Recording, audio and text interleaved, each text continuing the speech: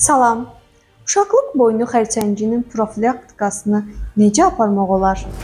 Uşaqlıq boynu xərçəngi süd vəzi xərçəngindən sonra onkoloji xəstəliklər, xüsusən də qadınlar arasında demək geniş yayılmış bir xəstəlikdir. Hər il 500 mindən çox qadın bu xəstəlikdən dünyasını dəyişir. Bəs biz necə edə bilərik ki, uşaqlıq boynu xərçəngini vaxtında aşkar eləyək və bu bəladan qadınlarımızı qurtaraq? Bunun üçün profilaktik müayinələr aparmaq lazımdır.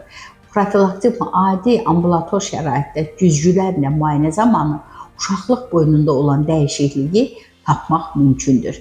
Hal-hazırda bütün tibb müəssisələrinin əksəriyyətində kolposkopik müayinələr var, pap smear testlər var.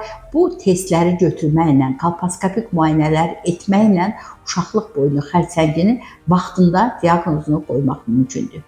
Ümumiyyətlə onun profilaktikası isə HPV-yə qarşı aparılmış Gardasil peyvəndi ilə başlayır.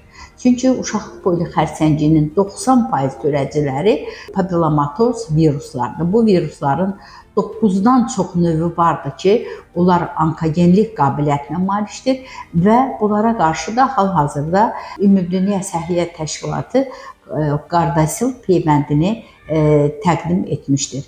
Gardasil peyvəndi 9-11 yaşında qız uşaqlarından başlayaraq bütün qadınlarımıza etmək olar. 8 ay müddətində 3 dənə inyeksiya aparmaqla həmin virusların, onkogen qabiliyyəti olan virusların xərçəng yaratma qabiliyyətini artıq çox minimuma yendirir ki, bu da qadınlarımızı uşaqlıq boynu xərçəngindən xilas edir. HCC Clinical Hospital. Sağlamlığınızı bizə etibar edin.